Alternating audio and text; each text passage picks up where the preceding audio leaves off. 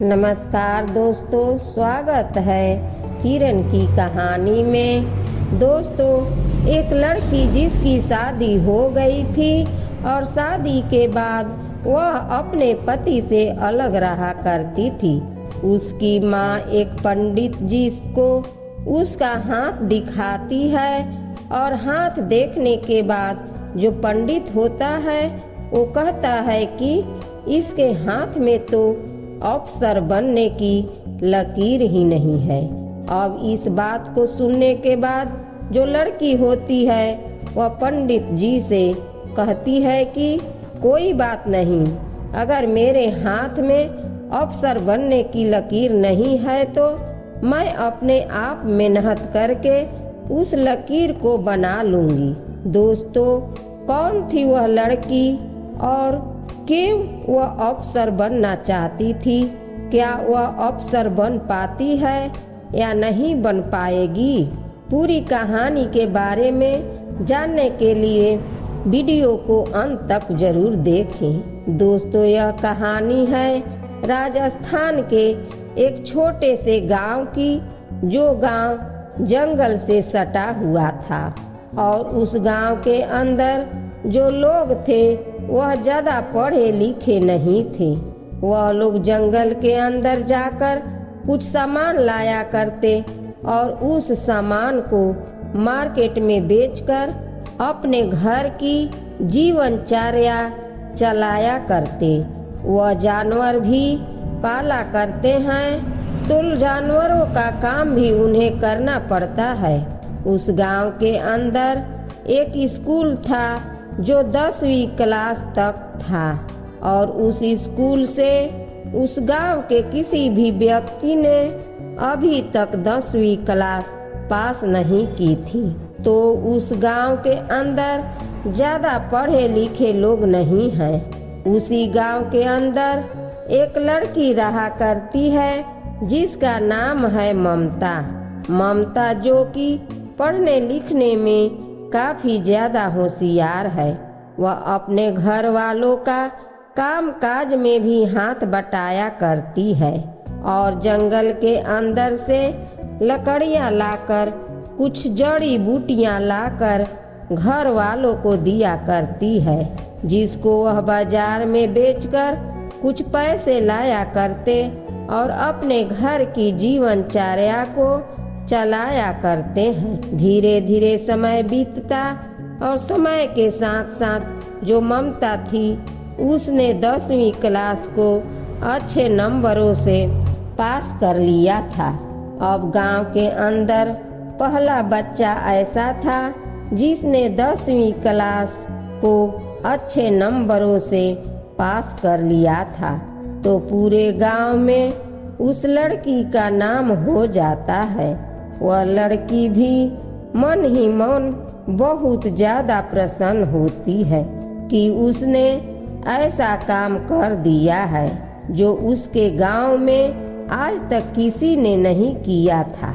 लेकिन दोस्तों, यह केवल शुरुआत थी, इसके आगे उसे बहुत कुछ झेलना था।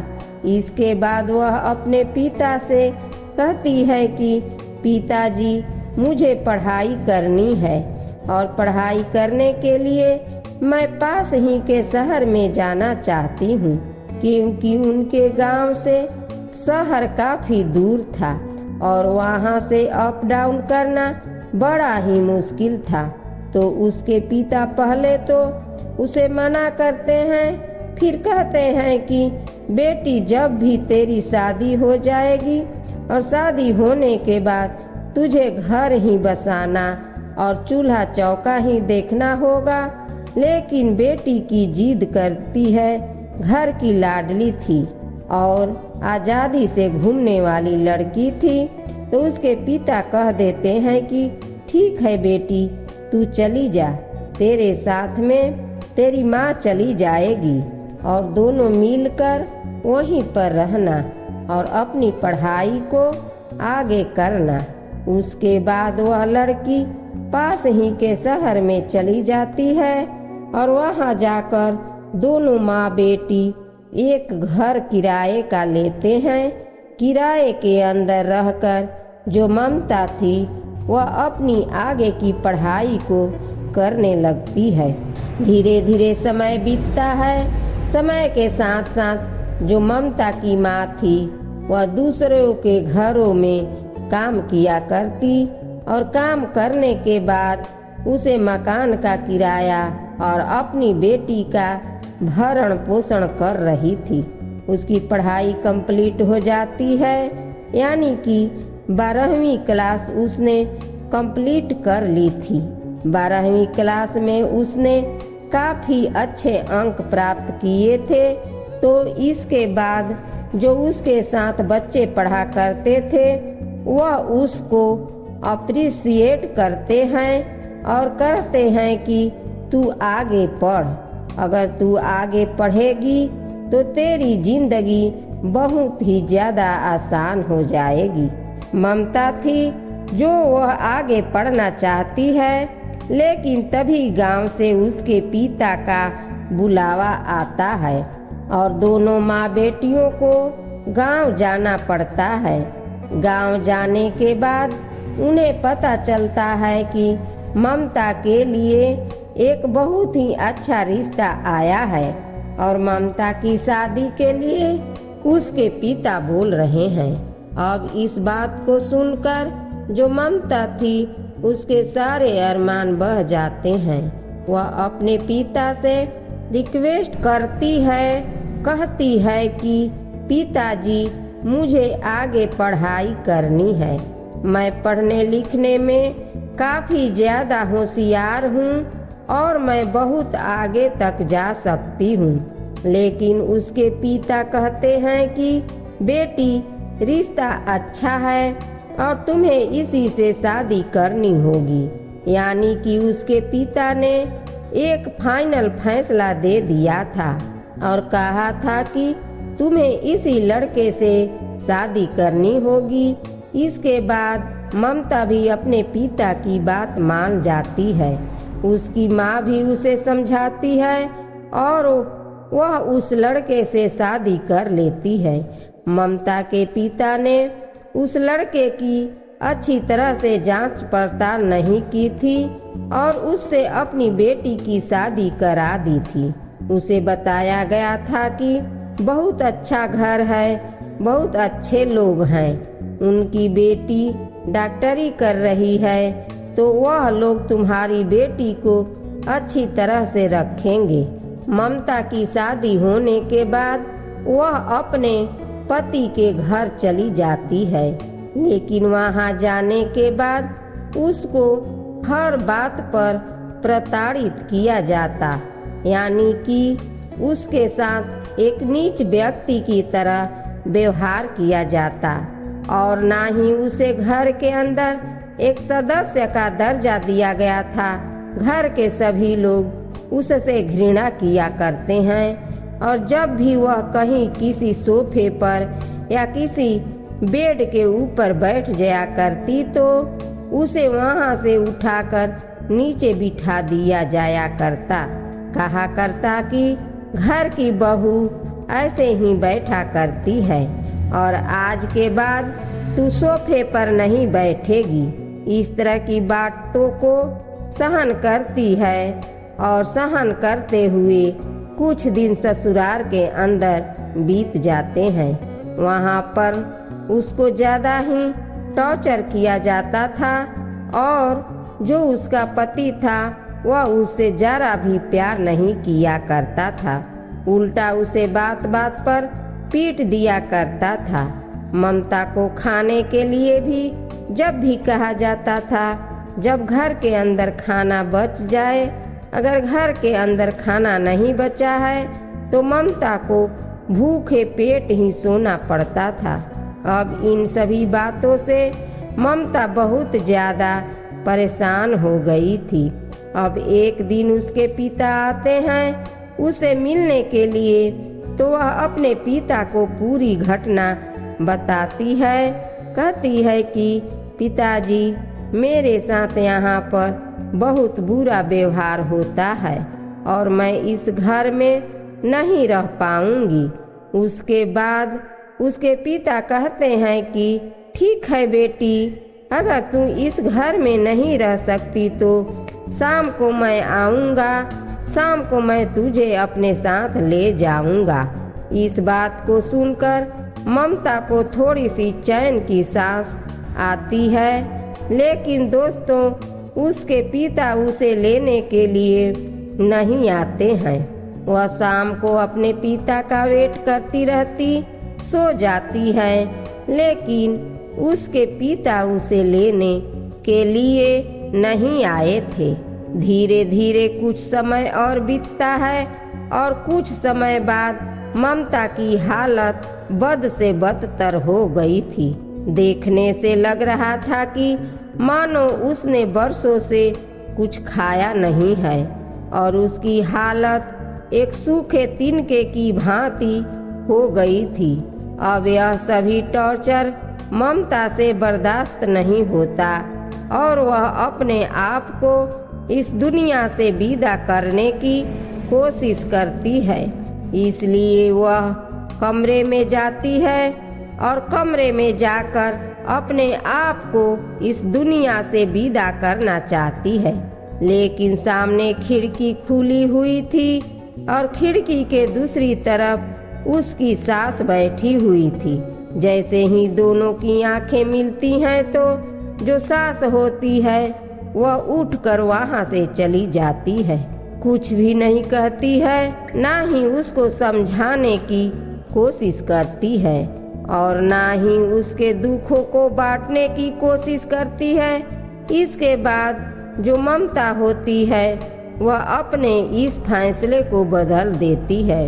वह सोचती है कि ऐसे लोगों के लिए मैंने ऐसा नहीं करूँगी जिनको मेरे जीने मरने से कोई फर्क ही नहीं पड़ता।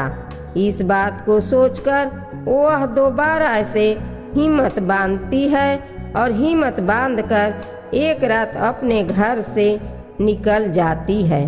घर से निकलने के बाद सीधा अपने मायके गई थी और मायके जाकर अपने पिता से कहने लगती है कि पिताजी, अगर मैं उस घर में रही तो ज़्यादा दिन तक जिंदा नहीं रह पाऊंगी। इसके बाद उसके पिता उसे समझाने लगते हैं, कहते हैं कि बेटी, बेटियों की जिंदगी ऐसे ही होती है और इसी तरह से उनको काटनी पड़ती है। लेकिन ममता अपने पिता से कहती है कि पिताजी, इससे अच्छा होगा कि आप ही मुझे अपने हाथों से इस दुनिया से विदा कर दो। अब इस बात को उसकी माँ भी खड़ा होकर सुन रही थी। उसके पिता उसे और समझाने की कोशिश करते हैं, लेकिन ममता साफ साफ मना कर देती है। कहती है कि अगर आप चाहते हो तो मैं आपके घर में भी नहीं रहूंगी, लेकिन मैं उस घर में लौटकर वापस नहीं जाऊंगी, क्योंकि उसके ससुराल वालों ने उसे परेशान ही इतना कर दिया था। ऊपर से उसका पति भी उसे बात बात पर पीटा करता, बात बात पर प्रताड़ित किया करता। इसी वजह से ममता उस घर में नहीं जाना चाहती थी। तो इसके बाद उसका पिता एक फैसला और करता है और कहता है कि अगर तू वहाँ पर नहीं जाना चाहती तो तुझे इस घर में रहने का भी कोई अधिकार नहीं है। अब इन सभी बातों को जो ममता की माँ खड़ी होकर सुन रही थी, वह एकदम से उसके पिता से कह देती है कि ठीक है, अगर यह इस घर से जाएगी तो मैं भी इस घर से जाऊंगी। इसके बाद ममता का पिता इस बात को देखकर थोड़ा सा हैरान होता है कि उसकी पत्नी जो पहले से उसकी बातों को मना करती थी, आज उसने उसके सामने अपना मुंह खोला था और कह दिया था कि अपनी बेटी के साथ मैं भी इस घर से जाऊंगी। थोड़ी देर के लिए माहौल थम सा गया था। जो पिता था वह भी चुप हो गया था। इधर जो ममता की माँ है वह ममता का हाथ पकड़ती है और अपनी बेटी को अपने साथ लेकर उस घर से निकल जाती है। अब इसके बाद ममता और ममता की माँ दोबारा से उसी शहर में आ गए थे जहाँ पर ममता पहले पढ़ाई किया करती थी। यहाँ से जाने के बाद ममता और ममता की माँ दोबारा से उसी कमरे को किराए पर लेते हैं और उसके अंदर रहने लगते हैं। अब ममता की माँ दूसरों के घरों में काम किया करती हैं और अपनी बेटी से कहती हैं कि बेटी तू आगे की पढ़ाई कर ताकि तू एक अच्छे से मुकाम को हासिल कर सके। उसके बाद ममता अपनी पढ़ाई लिखाई को दोबारा से चालू करती है और पढ़ाई लिखाई करने के साथ में बच्चों को ट्यूशन भी पढ़ाया करती है। धीरे धीरे उनका समय व्यतीत होने लगता है और इसी तरह से ममता की ग्रेजुएशन भी कंप्लीट हो जाती है। अब उसकी ग्रेजुएशन कंप्लीट हो गई थी, लेकिन पैसों की काफ़ी ज़्यादा दिक्कत थी क्योंकि शहर के अंदर रहना काफ़ी ज़्यादा मुश्किल होता है। पहले जब वह दोनों माँ बेटी वहाँ पर रही थी तो उनके पिता उसे सहारा दे दिया करते थे, लेकिन अब उनको कोई सहारा नहीं है। उन्हें खुद ही कमाना पड़ता है और उसी से अपनी गुजर बसर करनी पड़ती है। अब ग्रेजुएशन होने के बाद ममता सोचती है कि मैं कोई ना कोई नौकरी लग जाऊं ताकि हमारी अच्छी खासी इनकम होने लगे और हमें इन चीज़ों को ज़्यादा बर्दाश्त नहीं करना पड़े। इस बीच ममता का पति था, उसे भी पता चल जाता है कि उसकी पत्नी वहाँ पर रहा करती है, तो वह बार बार बीच में आया करता और ममता को यहाँ पर भी पिटाई लगाया करता। ममता की मानसिकता ऐसी हो गई थी कि वह उसका विरोध नहीं किया करती थी, बस यह सोचा करती थी कि एक पिटाई लगाने के बाद कब थकेगा और कब यहाँ से जाएगा। और तभी एक दिन ममता मार्केट में कुछ सामान लेने के लिए जा रही थी। वहीं पर एक न्यूज़पेपर की दुकान थी और उस दुकान पर एक न्यूज़पेपर लटका हुआ था। उस न्यूज़पेपर के अंदर एक आईएएस ऑफिसर के बारे में बताया जा रहा था और साथ में उसका वेतन भी लिखा हुआ था। अब जैसे ही उस वेतन को देखती है, यानी कि आईएएस ऑफिसर की सैलरी को देखती है, तो एकदम से वह ठान लेती है कि मुझे ऐसा ही अफसर बनना है ताकि मुझे भी अच्छी खासी इनकम हो और उससे मैं अपनी माँ के साथ अच्छी तरह से अपनी ज़िंदगी को व्यतीत कर सकूं। इस बात को सोचने के बाद ममता उस आईएएस की पोस्ट को पाने के लिए क्या करना होगा, इस बात के बारे में जानकारियाँ निकालने लगती है। उसके साथ जो बच्चे पढ़ा करते थे उनसे पूछती है और पूछने के बाद उसे पता चलता है कि इस पोस्ट को पाने के लिए उसे यूपीएससी का एग्ज़ाम क्लियर करना होगा। उसके बाद ही उसका इसमें नंबर आएगा। तो ममता ठान लेती है कि मुझे इसी पोस्ट को हासिल करना है क्योंकि इसके अंदर सैलरी अच्छी थी और इसी वजह से वह इस पोस्ट को करना चाहती थी। उसे यह नहीं मालूम था कि इसका पौधा कितना बड़ा होता है, लेकिन वह अपने मन में ठान चुकी थी कि इस पोस्ट को करने के बाद अच्छी खासी सैलरी मिलेगी और मेरा और मेरी माँ का अच्छी तरह से टाइम व्यतीत हो जाएगा। इसके बाद ममता जैसे तैसे पैसे इकट्ठा करके आईएएस की किताब खरीदती है, जिससे आईएएस की तैयारी होती थी और उसके बाद उस तैयारी को करने में जुट जाती है। वह घर पर ही रहकर यूपीएससी की तैयारी कर रही थी, लेकिन वह पढ़ने लिखने में काफी ज्यादा होशियार थी और जैसे प्री एग्जाम आता है तो प्री एग्जाम को एक बार में ही क्लियर कर लेती है।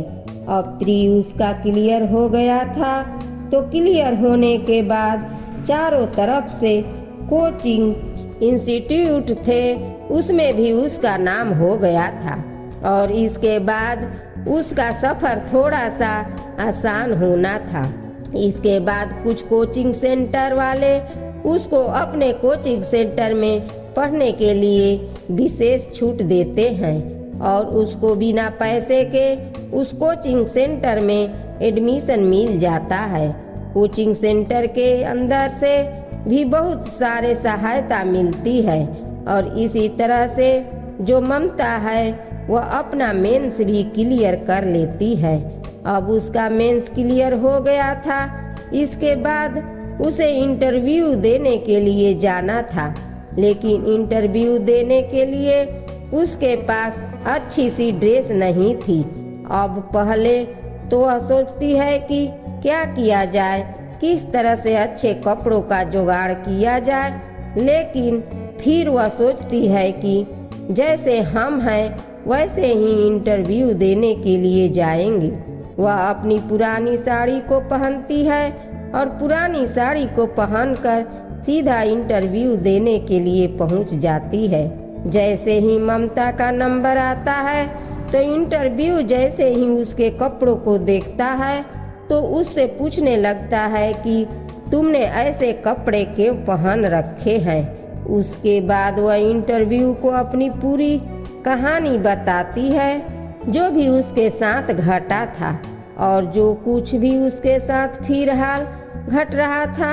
अब जैसे इंटरव्यू लेने वाले उसकी कहानी को सुनते हैं तो उनकी भी आंखें नम हो जाती है। उसके स्ट्रगल को देखकर, उसकी मेहनत को देखकर और जब उसे पता चलता है कि पहला ही अटेम्प्ट है और पहले अटेम्प्ट में उसने प्री और मेंस दोनों क्वालिफाई कर लिए हैं तो वह लोग भी उसकी इस बात से बड़े खुश होते हैं। उसके बाद कुछ सवाल उससे पूछे जाते हैं। उन सवालों के सही और सटीक आंसर ममता दे देती है। अब इन सवालों के सही जवाब आने के बाद वह उसे भेज देते हैं और कुछ दिनों बाद IAS का रिजल्ट आना था। अब जैसे ही IAS का रिजल्ट आता है तो ममता को पता चलता है कि उसने वह एग्जाम क्लियर कर लिया है, जिसको क्लियर करने के बाद वह एक अधिकारी बन जाएगी और उसे अच्छी खासी सैलरी मिला करेगी। वह बड़ी खुश होती है और इस खुशी को अपनी माँ के साथ सेलिब्रेट करती है और यह बात चारों तरफ फैल जाती है क्योंकि ममता ने अपनी जिंदगी में जो स्ट्रगल किया था, वह जिस एरिया से आती थी वहाँ के लोग 10वीं क्लास को भी पास नहीं किया करते थे, लेकिन उसने उस एरिया से आने के बाद भी एक IAS का एग्जाम क्लियर किया था और एक IAS का अधिकारी बन गई थी। इसके बाद ममता की ट्रेनिंग होती है और ट्रेनिंग होने के बाद ममता एक IAS या ऑफिसर बन जाती है। उसकी पोस्टिंग एक शहर में हो जाती है और वहाँ पर जाकर वह अच्छी तरह से अपना कार्यभार संभालने लगती है। वो वहाँ पर जाने के बाद उसे सरकारी आवास मिला था तो वह अपनी माँ को भी अपने साथ उसी सरकारी आवास में बुला लेती है। और ममता के पास अपनी गाड़ी थी, अपने घर थे और अपने ड्राइवर थे, तो ममता अपने काम को बड़ी अच्छी तरह से किया करती थी और इसी तरह से समय व्यतीत हो रहा था। लेकिन दोस्तों, बदकिस्मती अब भी उसका पीछा नहीं छोड़ती है। उसके पति को भी यह बात पता चल जाती है कि उसकी पत्नी जो उससे अलग रह रही है वह एक IAS ऑफिसर बन गई है। उसके बाद वह एक दिन ममता के ऑफिस में पहुंच जाता है और वहां जाकर फिर से उस पर मार पिटाई लगाने लगता है। और ममता के पास ओहदा तो था, लेकिन वह डर रही थी कि कहीं समाज में उसकी बेइज्जती ना हो जाए। अगर सभी लोगों को यह पता चलेगा कि उसका पति उस पर पिटाई लगाता है और उसके पति ने उसे कई बार पीटा है, तो लोगों के बीच में उसकी इज्जत कम हो जाएगी। इसी डर के कारण वह किसी से कुछ नहीं कहती है, ना ही अपने पति से कुछ कहती है। और उसका पति उससे पैसे मांगने लगता है, तो ममता मजबूरन उसको पैसे बैंक से लोन लेकर दे देती है और कहती है कि यह लो पैसे और अब यहाँ से चले जाओ। उसका पति उन पैसों को लेकर चला जाता है, लेकिन उसके बाद भी बार बार उसको टॉर्चर किया करता और बार बार आकर उसे पीट दिया करता। कभी भी उसे पैसे चाहिए हुआ करते तो वह एकदम से ममता के पास आ जाया करता। पहले तो उसे पिटाई लगाया करता और उसके बाद उससे पैसे लेकर वहाँ से चला जाया करता। ममता सभी बातों को चुपचाप सहन कर रही थी। वह किसी को भी इस बात के बारे में पता नहीं चलने देती है। अब एक दिन पहले ही उसका पति उसे मार पीट कर उससे पैसे ले गया था, तो उसके चेहरे पर एक छोटा सा निशान पड़ा हुआ था। उसके बाद दूसरे ही दिन उसकी एसपी साहब के साथ मीटिंग थी और मीटिंग के लिए जैसे ही वह जाती है तो एसपी साहब बड़े अच्छे इंसान थे।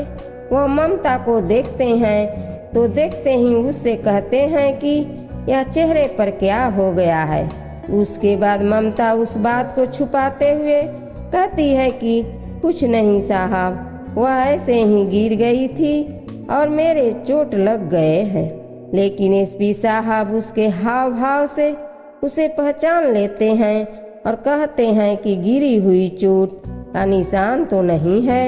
इसके बाद ममता फिर से कहानी को बदल देती है और कहती है कि मेरा दरवाजा लग गया था और उसी से चोट हो गई है।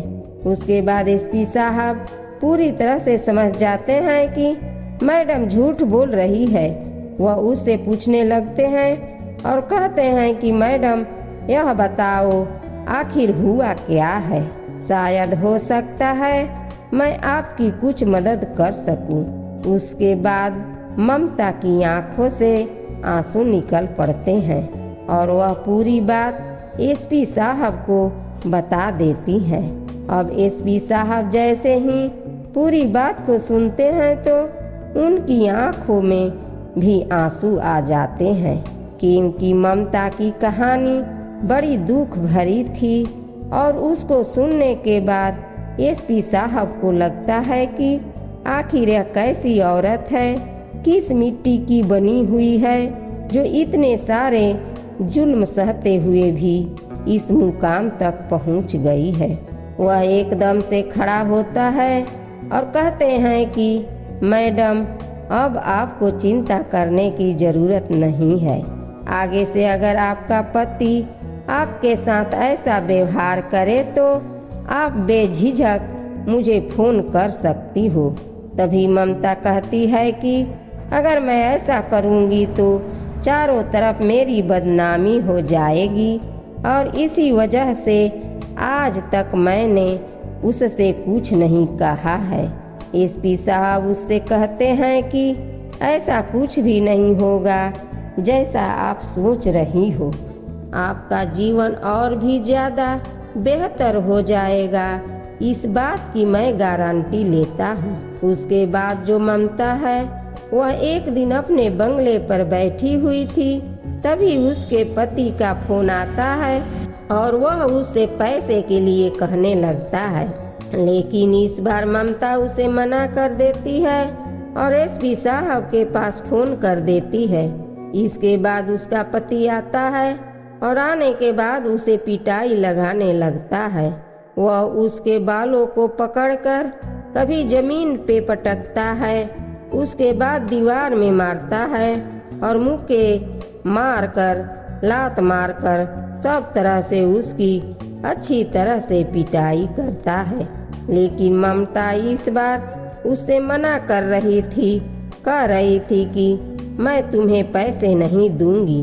इतनी ही देर में एसपी साहब अपनी पलटन लेकर एकदम से उस घर पर पहुंच जाते हैं और चारों तरफ से उस घर को घेर लेते हैं। ममता की माँ भी अपनी बेटी को बचाने की कोशिश कर रही थी, लेकिन उसका पति उसे छोड़ने को तैयार नहीं था। वह अब तक भी उस पर पिटाई लगा रहा था। तभी एकदम से एसपी साहब कमरे के अंदर आते हैं और बंदूक उसकी तरफ तानते हुए कहते हैं कि या तो रुक जा वरना मैं गोली चला दूंगा। अब जैसे ही ममता का पति एसपी साहब को देखता है कि उन्होंने बंदूक तानी हुई है तो एकदम से वह ममता से दूर हट जाता है और उसके चेहरे की हवाइयाँ गायब हो जाती हैं। वह एक साइड में खड़ा हुआ था। जो ममता थी वह जमीन पर पड़ी हुई थी। उसके बाद एसपी साहब उसे उठाकर एक कुर्सी पर बिठाते हैं। इधर इतनी ही देर में घर के अंदर और भी ज्यादा पुलिस वाले आ गए थे। तो एसपी साहब अपने मुजालिमों को आदेश देते हैं कि तुमसे जितना भी इसको पीटा जाए उतना इसको पीटो। ममता वहीं पर कुर्सी पर बैठकर अपने पति को पुलिस वालों से पीटता हुआ देख रही थी। अब जब उसको पीट रहे थे तो ममता को मानो बहुत ज्यादा गुस्सा आ रहा था। उसके चेहरे के हाव भाव यह सब कुछ जाहिर कर रहे थे कि ममता उसको पीटते हुए बहुत ही ज्यादा गुस्से में है और वह चाह रही थी कि वह भी उठकर उस पर हाथ उठाए।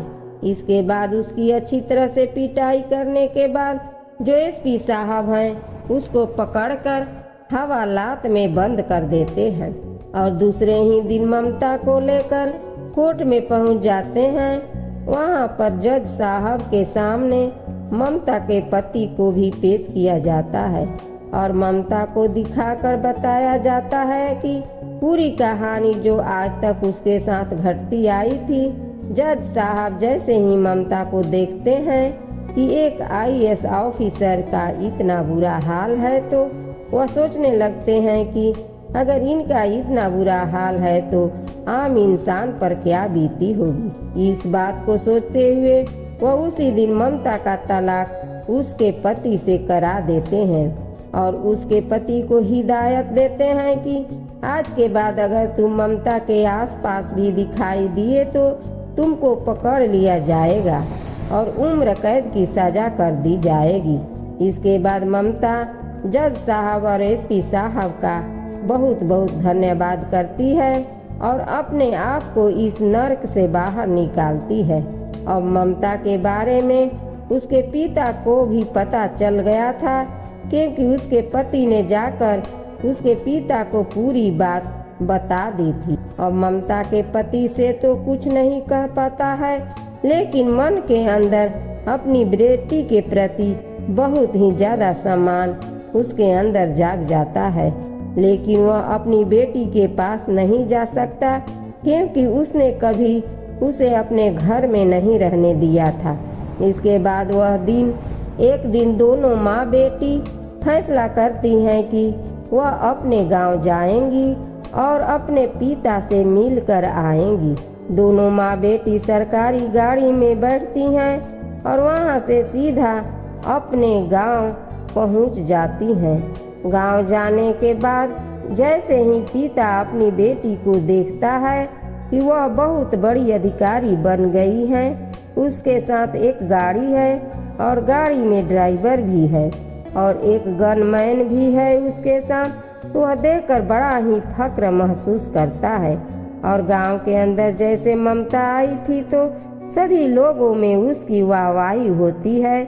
उसके पिता का सीना फक्र से चौड़ा हो जाता है।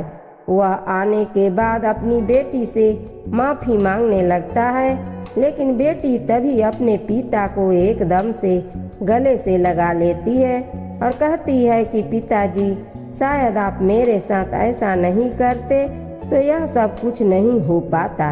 अब इसके बाद ममता अपनी माँ को लेकर उसी शहर में जाती है जहाँ पर वह पहले रहा करते थे, क्योंकि दोस्तों वह पढ़ाई किया करती थी। जब उसने IAS करने की ठानी थी, उस समय पर उसकी माँ ने एक ज्योतिषी को उसका हाथ दिखाया था, लेकिन उसे ज्योतिषी ने ममता की माँ से कहा था कि इसके हाथ में मुझे अफसर बनने की लकीर दिखाई नहीं दे रही। ममता उस ज्योतिषी से कहती है कि कोई बात नहीं, अगर मेरे हाथ में अफसर बनने की लकीर नहीं है तो मैं अपनी मेहनत से अपने मुकाम को हासिल करूंगी और अपने हाथ के अंदर अफसर की लकीर बना कर रहूंगी। ज्योतिषी ने ममता से कहा था कि ऐसा हो ही नहीं सकता। अब इसके बाद ममता ने उसको कह दिया था कि ठीक है, जिस दिन हो जाएगा हम लोग तुम्हारे पास आएंगे। तो ममता की माँ ज्योतिषी के पास जाती है और उसे कहती है, देख लीजिए, आज मेरी बेटी एक अफसर बन गई है। उसके पास अफसर की गाड़ी है और उसके साथ एक बॉडीगार्ड भी है।